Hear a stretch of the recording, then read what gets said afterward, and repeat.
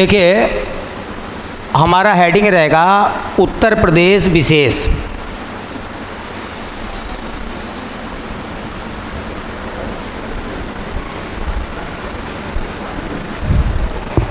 और हमारा टारगेट ये है उत्तर प्रदेश विशेष में कि हम 30-40 क्लास, तकरीबन 40 क्लासों के भीतर पूरे टारगेट को फिनिश कर दें। यूपी के 40 जो क्लास हम लोग पढ़े हैं, तकरीबन 40 क्लासों में हम पूरे कोर्स को ख़त्म कर लें यूपी का। ठीक है, तो पहले यूपी का देख रहे हैं और यूपी में हम लोग शुरुआत कर रहे हैं बिल्कुल शुरुआत से। देखिए, पहला आता है पाषाण काल, और इसमें क्या होगा ना, हम लोग इस तरह से प्रिपेयर करेंगे, इसकी पढ़ेंगे कैसे। पहले यूपी का इतिहास पढ़ते हैं, इतिहास के बाद तुरंत कल्चर पढ़ लेंगे, क्योंकि इतिहास से जुड़ा हुआ होता है। लोक नृत्य, तीज त्योहार, रहन सहन, खान पान, मेले, शहर, ये सब इसी में आ जाएंगे इतिहास वाले हिस्से में। फिर एक हिस्सा बनाएंगे ज्योग्राफी का, और उत्तर प्रदेश का भूगोल।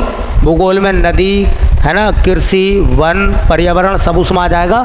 और एक हिस्सा हम बनाएंगे प्रशासन का, मतलब उत्तर प्रदेश का राजनीति ज्ञान, और राजनीति वाले हिस्से में प्रशासन, न्यायपालिका है ना, मतलब सब चीज़ें हम लोग उसी में कवर कर लेंगे। और एक हो जाएगा विविध। 4 हिस्सों में यूपी को हम लोग ख़त्म कर देंगे, 4 हिस्सों में। तो पहला हिस्सा जो है वो बना रहा है उत्तर प्रदेश का इतिहास। तो पहला हिस्सा हम लेकर चल रहे हैं उत्तर प्रदेश का इतिहास।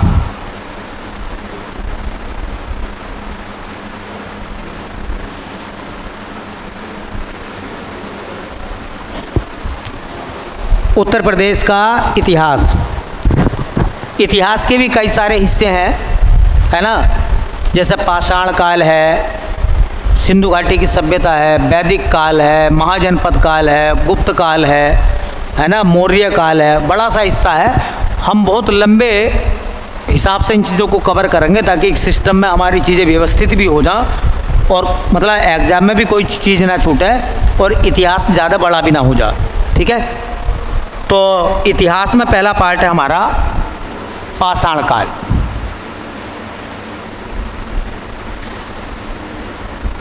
उत्तर प्रदेश के इतिहास का पहला हिस्सा हमारा पाषाण काल। अब पाषाण काल में आपने देखा होगा, एक होता है पूरा पाषाण काल, एक होता है मध्य पाषाण काल, और एक होता है नवपाषाण काल। तो पहले हम लेकर चल रहे हैं पूरा पाषाण काल।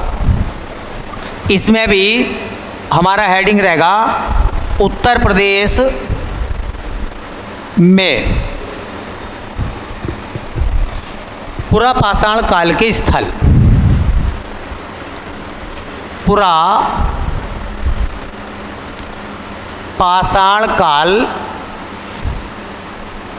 के स्थल। हमारे यूपी में, हमारे उत्तर प्रदेश में पूरा पाषाण काल के कौन कौन से स्थल हैं। यहाँ से आपको इतना याद रखना है, एक तो स्थल का नाम क्या है, दूसरा वो स्थल किस जिले में मिला है, उत्तर प्रदेश के, उत्तर प्रदेश के किस जिले में वो स्थित है। तो देखिए भैया, पूरा पाषाण काल के यूपी में 3 स्थल खास तौर से पेपर में आते हैं। पहला स्थल है हमारे पास में, उसे कहते हैं लोहदा नाला। लोहदा नाला।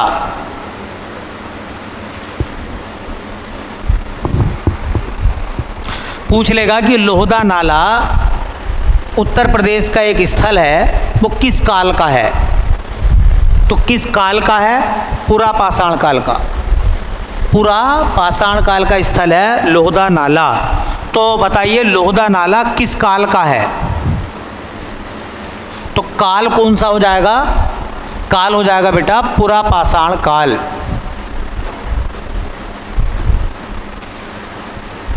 काल हो जाएगा पूरा पाषाण काल। जब इंसान पत्थरों में रहता था, पत्थरों की गुफाओं में रहता था, पत्थरों के औजारों का इस्तेमाल करता था, ठीक है, तो उस ज़माने की बात है। एक सवाल और निकलता है, ये जो लोहदा नाला है ये उत्तर प्रदेश का एक स्थल है और ये किस जिले में मिला है? लोहदा नाला उत्तर प्रदेश के किस जिले में है? ये सवाल आएगा पेपर में इस प्रकार का। तो जिले का नाम है, लोहदा नाला है प्रयागराज में। कहाँ का भैया? प्रयागराज। प्रयागराज को पहले क्या बोलते थे? इलाहाबाद। अब सवाल ये निकल कर आता है कि देखिए लोहदा नाला किस नदी घाटी में था? लोहदा नाला किस नदी घाटी का हिस्सा है? तो प्रयागराज में एक नदी घाटी का नाम सुना होगा आपने, बेलन नदी घाटी। तो लोहदा नाला किस नदी घाटी में था? नदी घाटी का नाम क्या हो जाएगा बेटा? बेलन नदी घाटी। तो जो लोहदा नाला था वो बेलन नदी घाटी का हिस्सा है। बेलन नदी घाटी में एक स्थल मिला था लोहदा नाला। अब बेलन नदी से दो बातें याद रखो। एक सवाल पूछ सकता है कि बेलन नदी जो है ये किसकी सहायक है? तो याद रखो बेलन नदी टोंस नदी की सहायक नदी है। बेलन नदी किसकी सहायक नदी है? टोंस नदी की सहायक नदी है बेलन नदी। तो बेलन नदी की जो घाटी थी उसमें लोहदा नाला मिला, मतलब एक स्थल है लोहदा नाला। अब एक सवाल पेपर में एक बार पूछा गया था कि ये जो बेलन नदी घाटी है, इस बेलन नदी घाटी में जो खुदाई या उत्खनन का कार्य हुआ था वो किसके नेतृत्व में हुआ था? बेलन नदी घाटी में खुदाई का कार्य किसने करवाया था? खुदाई का कार्य। तो बेलन नदी घाटी में खुदाई का कार्य कराया था प्रोफेसर जी.आर. शर्मा। क्या नाम था उनका? Professor G.R.. Sharma. Professor G.R.. Sharma ने खुदाई कराई थी और ये प्रोफेसर जी.आर. शर्मा ये इलाहाबाद विश्वविद्यालय के प्रोफेसर थे। कौन सी यूनिवर्सिटी से इनका संबंध था? तो इलाहाबाद विश्वविद्यालय के प्रोफेसर जी.आर. शर्मा के नेतृत्व में बेलन नदी घाटी में जब खुदाई हुई तो एक स्थल मिला जिसका नाम था लोहदा नाला। तो लोहदा नाला किस काल का है? पूरा पाषाण काल का। किस जिले में पड़ता है? प्रयागराज में। किस नदी घाटी में है? तो बेलन नदी घाटी में। बेलन नदी घाटी बेलन नदी किस नदी की सहायक नदी है? टोंस की। और बेलन नदी घाटी में खुदाई का काम किसने करवाया था या किसके नेतृत्व में हुआ था? तो प्रोफेसर जी.आर. शर्मा। अच्छा देखो इस लोहदा नाला से क्या मिला? यहाँ से खुदाई जब हुई थी तो क्या प्रमाण मिले थे? तो यहाँ से मिली थी अस्थि निर्मित मातृ देवी की प्रतिमा या मूर्ति। क्या मिली थी? अस्थि निर्मित। यहाँ से मिला था बेटा अस्थि निर्मित मातृ देवी की मूर्ति। भाई मूर्ति कह दो या प्रतिमा कह दो। अस्थि कहते हैं हड्डियों को, निर्मित मतलब बनी हुई, मातृ देवी की प्रतिमा हड्डियों की एक मूर्ति बनी हुई मिली थी। तो ये भी सवाल पूछा गया है कि अस्थि निर्मित मातृ देवी की मूर्ति या प्रतिमा कहाँ से मिली थी? लोहदा नाला से। अच्छा किस राज्य से मिली थी? तो राज्य यूपी। किस जिले से मिली थी? तो प्रयागराज।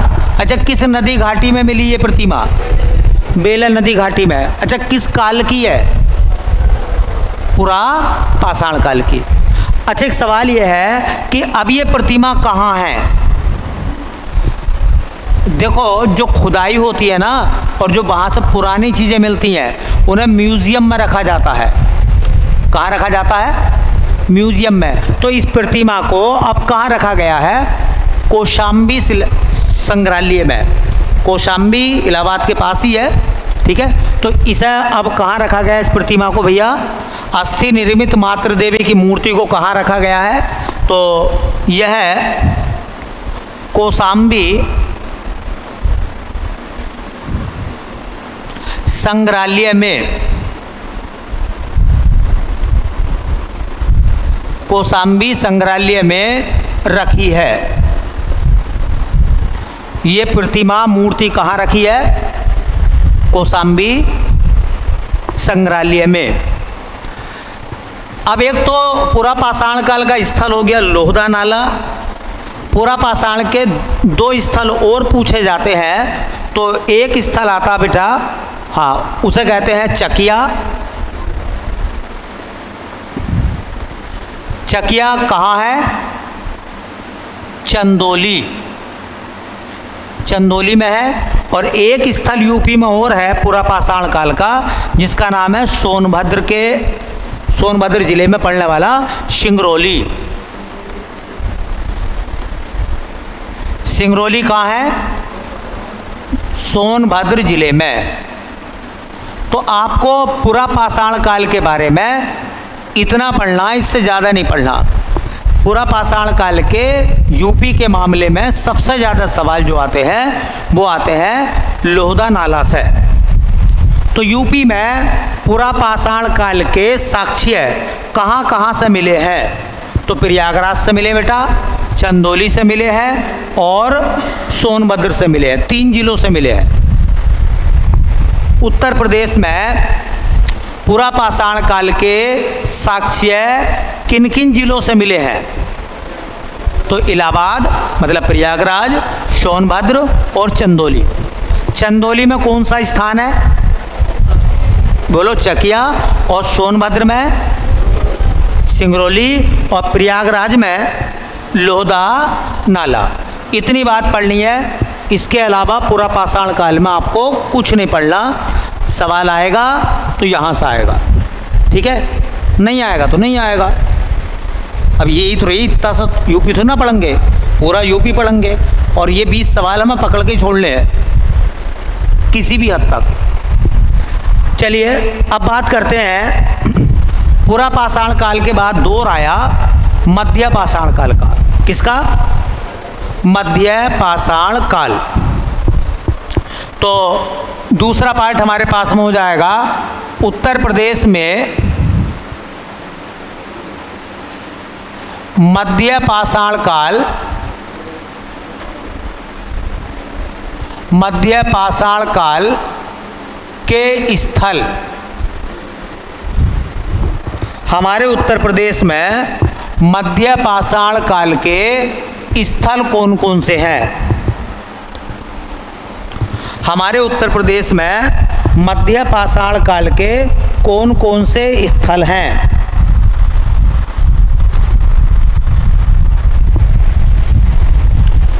खास खास स्थलों की हम लोग बात करेंगे। मध्य पाषाण काल के कौन कौन से स्थल हैं?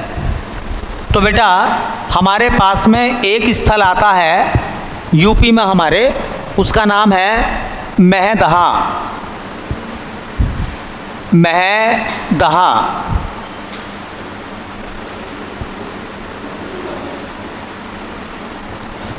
एक स्थल का नाम क्या है? बोलो, महदहा। बस इतना याद रखना है पहली बात तो कि महदहा जो यूपी का एक स्थल है वो किस काल का है? बोलो, मध्य पाषाण काल का। देखो महदहा से संबंधित 2-3 बातों का आपको ध्यान रखना, क्योंकि यहाँ से भी सवाल ज़्यादा आते हैं। महदहा से क्या क्या याद रखना है बेटा? महदहा से पहली बात याद रखनी है आपको कि ये जो महदहा है ये किस जिले में पड़ता है? हमारे उत्तर प्रदेश के किस जिले में महदहा है? तो महदहा आता है प्रतापगढ़। प्रतापगढ़ सुना होगा आपने, जो कि आंवले के लिए फेमस है। किसके लिए? आंवले के लिए फेमस है। अच्छा देखो, मैदहा से, यूपी के मैदहा से क्या क्या साक्ष्य मिले, जब खुदाई हुई तो यहाँ से क्या क्या प्रमाण मिले थे। तो एक प्रमाण के तौर पे मिला बेटा, एक प्रमाण के तौर पे मिला था बूचड़ खाना,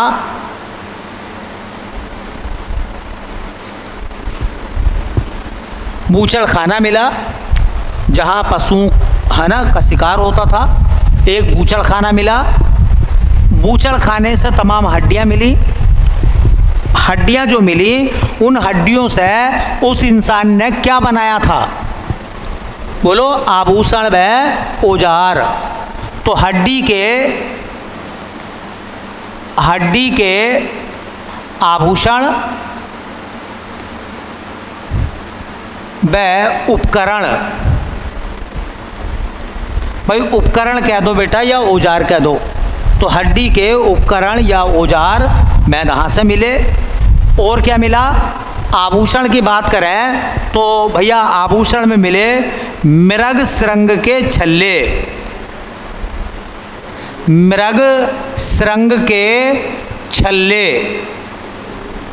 पहले इसको समझिए, मृग कहते हैं हिरन को, श्रृंग कहते हैं सींगों को।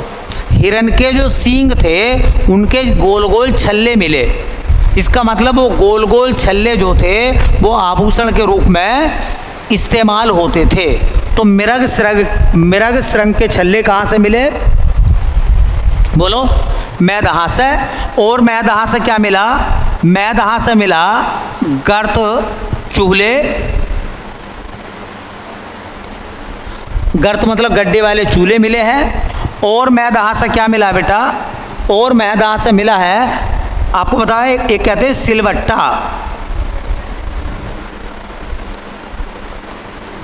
सिलवट्टा मिला है। और क्या मिला मैदहा से, मैदहा से मिला है युगल समाधान।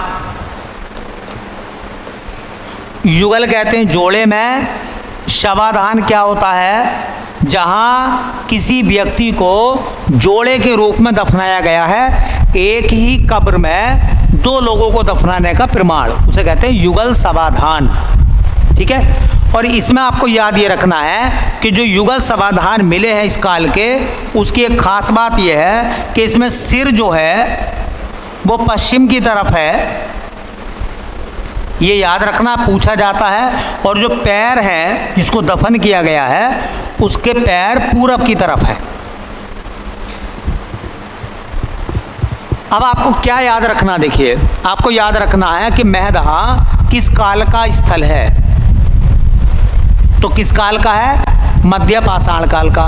मैदहा किस जिले में मैदहा मिला है, मैदहा स्थल किस जिले में है, तो प्रतापगढ़ में है। और मैदहा से क्या क्या मिला है, देखो याद रखने के लिए इम्पोर्टेंट ये वाला पार्ट हो जाएगा। मृग श्रृंग के छल्ले कहाँ से मिले थे, ये याद रखो। सिलवट्टे का प्रमाण कहाँ से मिला था, ये याद रखो, है ना। युगल समाधान में ये बात याद रखो कि मैदहा में जो एक व्यक्ति है जोड़े के रूप में दफन किए गए हैं, उनके सिर किधर थे और पैर किधर थे, तो सिर पश्चिम में और पैर पूरब में। ये जो है हाँ, इतनी बात आप याद रखो, बस इतना ज़रूर। पहले तो ये ज़रूर याद रखो कि ये मैदहा किस जिले में है, तो कहाँ है, प्रतापगढ़ में। यूपी का प्रतापगढ़, प्रतापगढ़ जिला किस लिए फेमस है, आंवले के लिए, है ना। और प्रतापगढ़ किस नदी के किनारे पर है, शई नदी के किनारे पर है। देखिए एक जगह मिली, एक स्थल मिला, उसका नाम था दमदमा। क्या नाम है, दमदमा। आपको यहाँ से पहले तो ये याद रखना कि दमदमा जो है वो किस काल का है, मध्य पाषाण काल का, और उत्तर प्रदेश के किस जिले में इसकी खोज हुई है, किस जिले का स्थल है, तो जिला है प्रतापगढ़। यूपी के प्रतापगढ़ में दमदमा है। अच्छा, दमदमे से क्या क्या साक्ष्य मिले हैं, सबूत क्या मिले हैं दमदमा से, सबूत क्या मिले हैं दमदमा से, नरकंकाल मिले हैं, कहते हैं 41 नरकंकाल।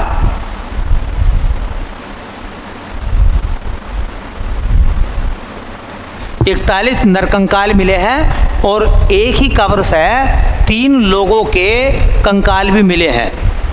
3 लोगों के कंकाल भी मिले हैं, एक कब्र में 3 कंकाल। एक कब्र से 3 नरकंकाल भी मिले हैं।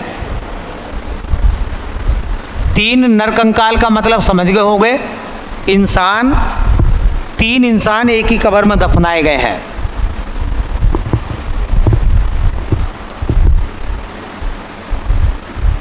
तीन नरकंकाल मिले हैं यहां से। और क्या मिला है? देखो, गर्त चूल्हे हर जगह थे, गड्ढे वाले चूल्हे यहां से मिले हैं। और क्या मिला है? पशुओं की हड्डियां मिली हैं। कौन कौन से पशुओं की हड्डियां मिली हैं? गाय, बैल, भैंस, भेड़, बकरी, मछली,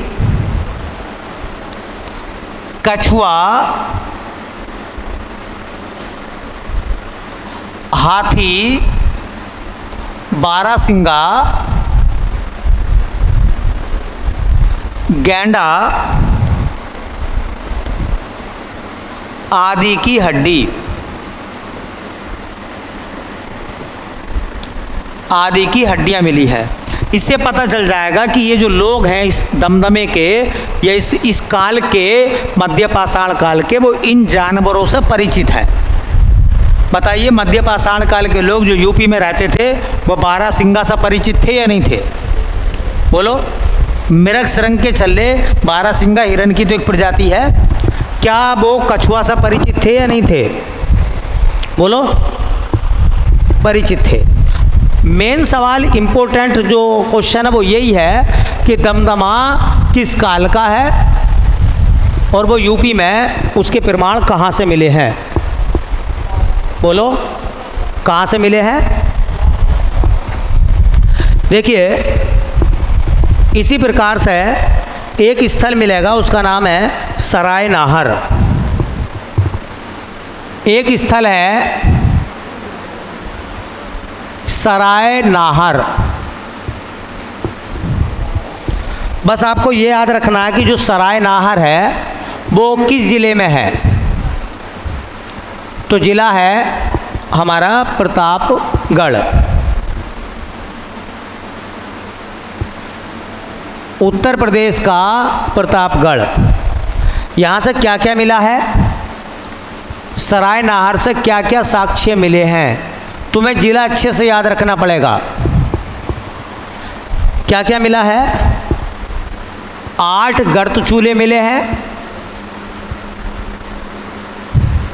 एक ही जगह है। मतलब वो, अगर वो 8 गर्त चूल्हे एक जगह हैं, इसका मतलब लोग समूह में रहते हैं नहीं रहते? तो इससे पता चलता है सामूहिक रूप से रहना। सामूहिक रूप से रहना मतलब ऐसा समझिए कि जो 8 गर्त चूल्हे मिले हैं, उन चूल्हे पास पास हैं वो सबके सब। इसका मतलब ये कोई बस्ती है जहाँ लोग इकट्ठा रहते हैं, समूह में रहते हैं। ठीक है। और क्या मिला भैया? हाँ, नरकंकाल मिले हैं। नरकंकाल मिले हैं, तकरीबन बताए जाते हैं 37। और ये 37 नरकंकाल जो है वो छत बिछत अवस्था में है।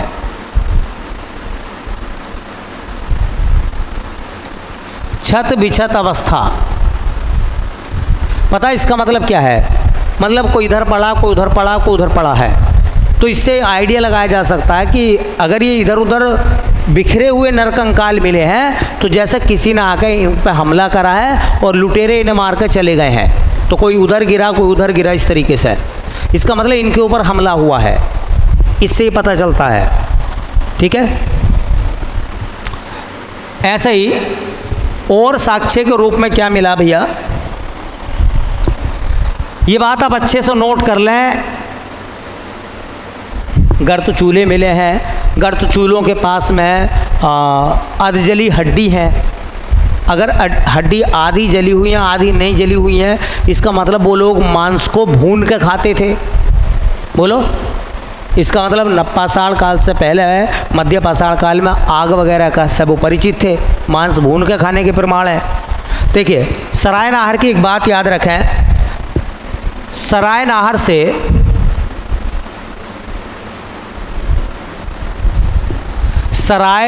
से मध्य पाषाण काल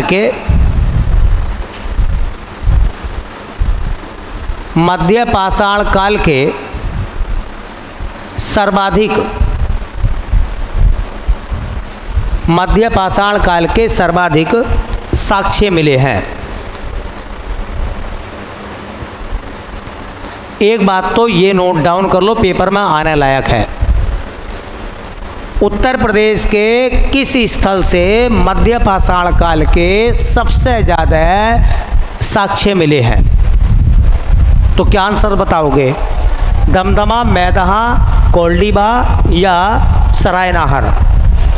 और एक सवाल ये नोट करके अच्छे से याद रख लो, दमदमा, सराय नाहर और मैदहा का उत्खनन जो है वो प्रोफेसर GR शर्मा के नेतृत्व में उनके सहयोगियों के द्वारा कराया गया है। तो इन स्थलों की खोज किसने करी है? तो महदहा, कोमा, दमदमा व सराय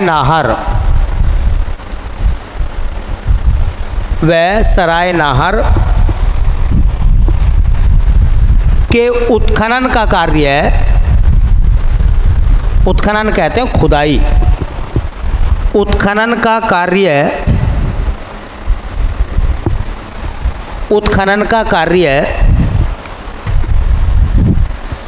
professor GR Sharma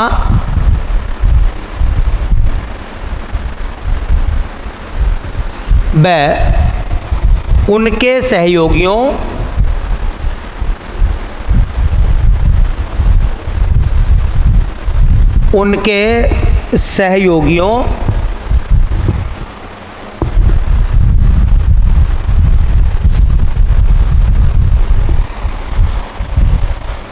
RK Sharma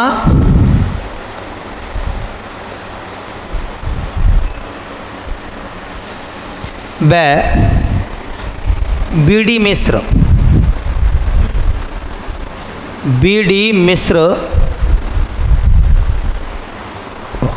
तो मैदहा, दमदमा, सराय नाहर के उत्खनन का कार्य प्रोफेसर GR शर्मा और उनके सहयोगियों RK शर्मा और BD मिश्र ने किया।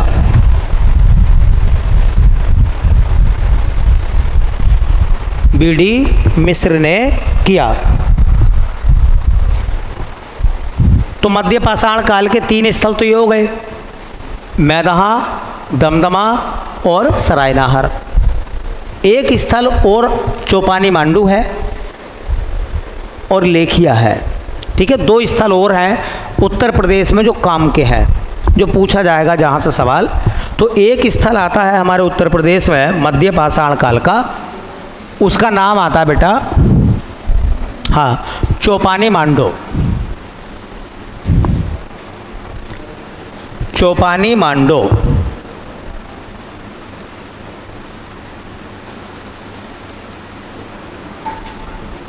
वैसा चौपानी मांडो मैं आपको बता दूं, ये नवपाषाण काल में भी है, ये मध्य पाषाण काल में भी है, दोनों काल का है। ये नवपाषाण काल का भी है और मध्य पाषाण काल का भी है। चौपानी मांडो जिस जिले में है उस जिले का नाम क्या है? चौपानी मांडू किस जिले का स्थल है? प्रयागराज। कहाँ का? प्रयागराज का है। चौपानी मांडू से क्या क्या साक्ष्य मिले हैं, प्रमाण क्या क्या मिले हैं? तो मिट्टी के बर्तन,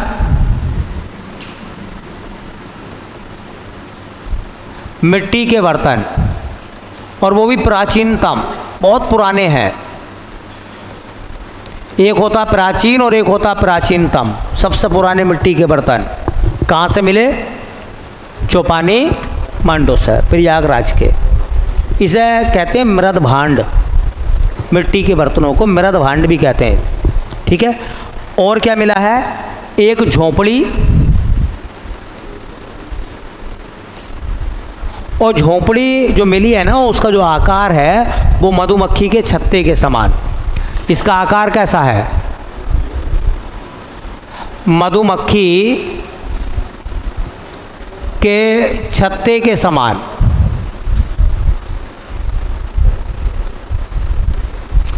और ये जो चौपानी मांडो है इसकी खुदाई किसने कराई थी, तो आपको पता यूपी में ज़्यादातर खुदाई के मामले में एक ही नाम सामने आता है, professor G.R.. Sharma. Professor G.R.. Sharma. एक याद रखेंगे, मध्य पाषाण काल का एक 5वां स्थल है, उसका नाम है लेखिया।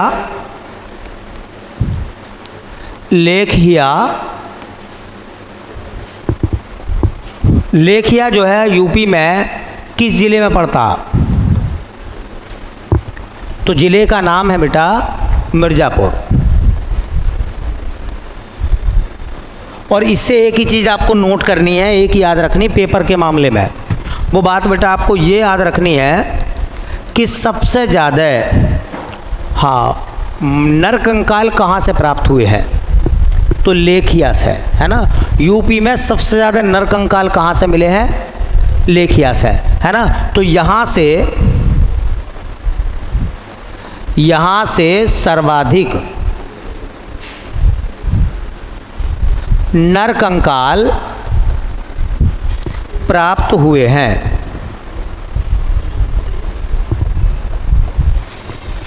पांच स्थल हो गए मध्य पाषाण काल के जो आपको याद रखने हैं। दमदमा, मैदहा, सरायनाहर तीनों प्रतापगढ़ के हैं। चौपानी मांडो कहाँ का है, इलाहाबाद का, प्रयागराज का। और लेखिया कहाँ का है, मिर्ज़ापुर का। ये मध्य पाषाण काल है। इससे ज़्यादा यूपी के 20 क्वेश्चन पूरे करने हो तो इससे ज़्यादा पढ़ने की आवश्यकता है ही नहीं। इससे ज़्यादा कुछ नहीं पढ़ना आपको, तथ्य पढ़ लोगे अच्छे से आपके नंबर पूरे हो जाएंगे। ठीक है, एक और लिख लें, 3 स्थल हैं, ज़्यादा नहीं है, जल्दी ख़त्म कर देंगे इस बात को। देखिए, उत्तर प्रदेश में नवपाषाण काल के स्थल,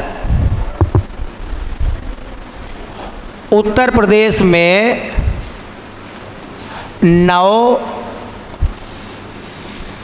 नवपाषाण काल के स्थल, उत्तर प्रदेश में नवपाषाण काल के स्थल। हमारे यूपी में नवपाषाण काल के कौन कौन से स्थल हैं, तो बेटा एक का नाम आपने सुना होगा, कोल्डिबा। कोल्डिबा, बस पहला तो आप ये इतनी सी बात याद रखो कि जो कोल्डिबा है वो यूपी में किस ज़िले में है, तो ज़िला है प्रयागराज। अच्छा, कोल्डिबा से क्या क्या साक्ष्य मिले, तो कोल्डिबा से एक साक्ष्य मिला, चावल के साक्ष्य।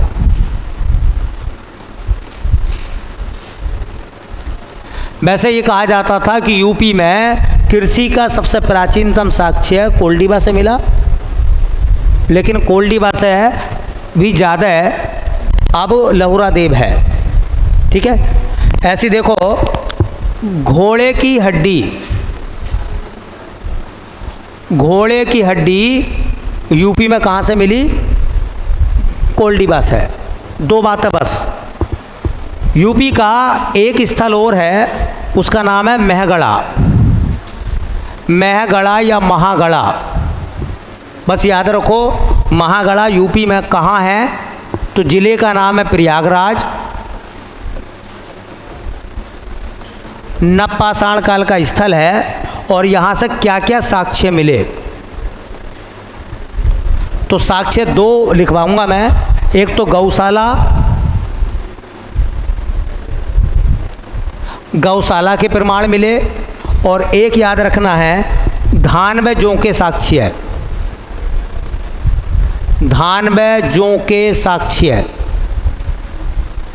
लेकिन कृषि के मामले में सबसे इम्पोर्टेंट फैक्ट ये वाला है आपका लहुरा देव। ये इम्पोर्टेंट है, याद रख लें। लहुरा देव, लहुरा देव कहाँ है? लहुरा देव उत्तर प्रदेश के जिस जिले में है उसका नाम है संत कबीर नगर। लहुरा देव कहाँ है? लहुरा देव किस जिले में है? संत कबीर नगर जिले में है। और यहाँ से याद रखो, एक साक्ष्य जरूर याद रखें, अब वो इम्पोर्टेंट है। विश्व में प्राचीनतम कृषि के साक्ष्य है। यहाँ से विश्व में, भारत में छोड़िए, विश्व में सबसे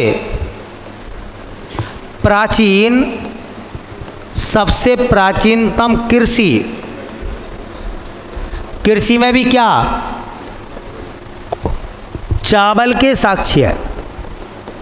पहले एक सवाल आता था, भारत में चावल के सर्वाधिक साक्ष्य है, सबसे पुराना साक्ष्य कहाँ से मिला था? कोल्डिबस है। लेकिन अब चावल का साक्ष्य पूछेगा भारत में सबसे पहला कहाँ का है? तो कहाँ का है भैया? लहुरा देव का। कोल्डिबस से भी पुराना स्थल ये है कृषि का। ठीक है, चलिए भाई।